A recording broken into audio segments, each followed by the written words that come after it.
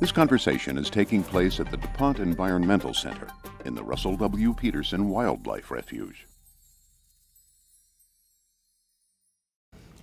We're at the DuPont Environmental Education Center talking with Brian Winslow, the Executive Director of the Delaware Nature Society, which, by the way, runs this place.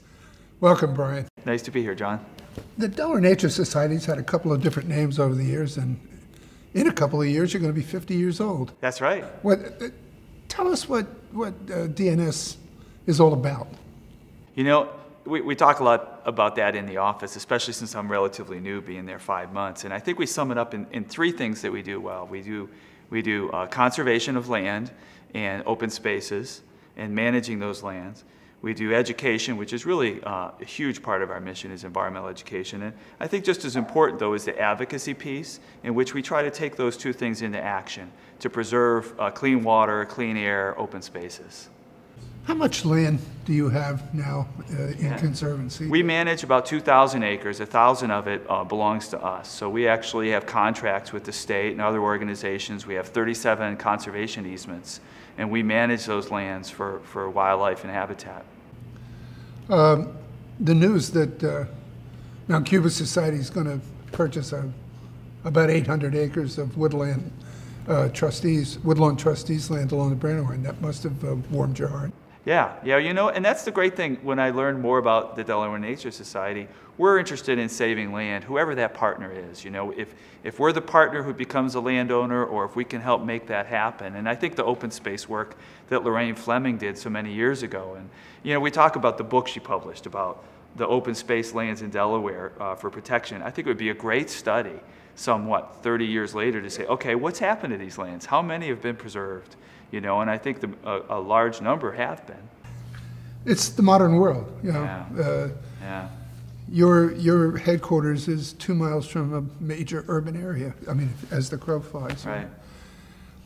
How do you deal with things like deer management? Yeah. I mean, I've seen what the deer have done, for example, to, you know, the forest lands in New Jersey. Right. I mean, they've destroyed the pine barrens, or coming close to it. Right.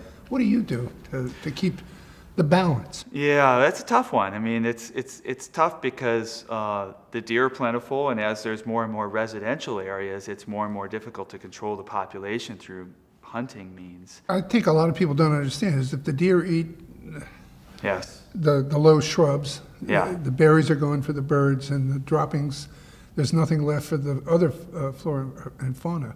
We build a deer exclosure fence when we're trying to reestablish plants, especially in riparian buffers.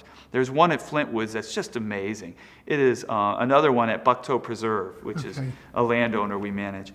And I've seen it at Mount Cuba. At Mount Cuba, and that landowner has taken a riparian zone, planted it with native trees and shrubs, and then fenced it. And it's so visually clear to you what the deer do, because you can see the plants inside that area and outside are entirely different. And the truth is, the plants inside that fenced area would not have survived.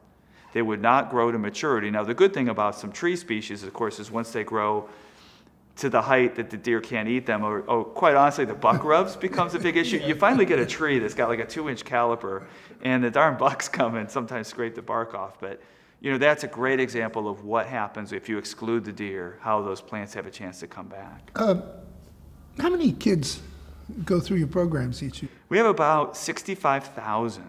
Wow. And some of those are multiple contacts, because we have the overnight lodge at Ashland, in which they participate in as many as 6 programs from 8 a.m. one day till about 10 a.m. the next day.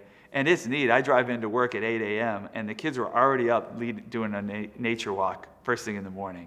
That's pretty neat to see. And these are kids who probably, you know, when was the last time they took a 7 a.m., you know, hike early in the morning? And they get to see things that you don't normally see, because the night before they did a night hike. And those are my favorite groups to talk to, because the richness of that experience in 12 or 14 hours is hard to replace.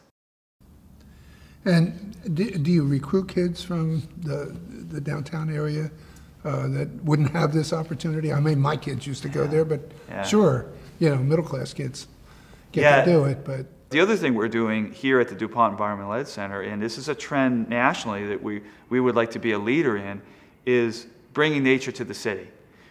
taking a brownfield like we are right now and bringing a natural experience to where people live. Because one of the things about kids having meaningful nature experiences, it has to be frequent.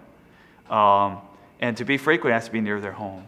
So this place where we are, we're doing some very interesting things, working with the community, faith-based groups, the Latin American Center, the Wilmington Parks and Rec, and really trying to reach out into the community to get kids here on a regular basis.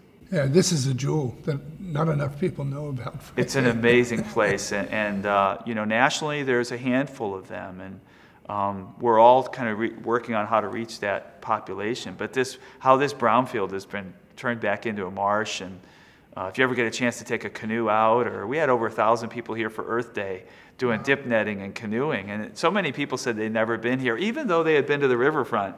We're the dead end. Yeah, you don't see it unless you know to come right. out here. It's really interesting. You've been in your job about 6 months now. That's right. What do you want to tell the people of Delaware a year from now? What do you say? I've been here a year, and this is my vision. This is where we're going to go from here. You know, we have the conservation mission, the advocacy, and the education, and I'd like to start to tie those together. So someone who's very interested in our education, attends our education program, say, well, you can make a difference by getting involved with an advocacy issue, by writing a letter, by understanding an issue that's happening in your backyard, by being more aware. Or people who are involved in using the land and the conservation. Maybe there's some education that you can take that would help improve your understanding. And I think tying those missions together is something I'm really interested in helping to do, because I think it's such a strong organization as it is, and draw some focus to that. Thanks, Brian. Thank you. Thanks for having me. Enjoyed the talk. You're connected with Content Delaware.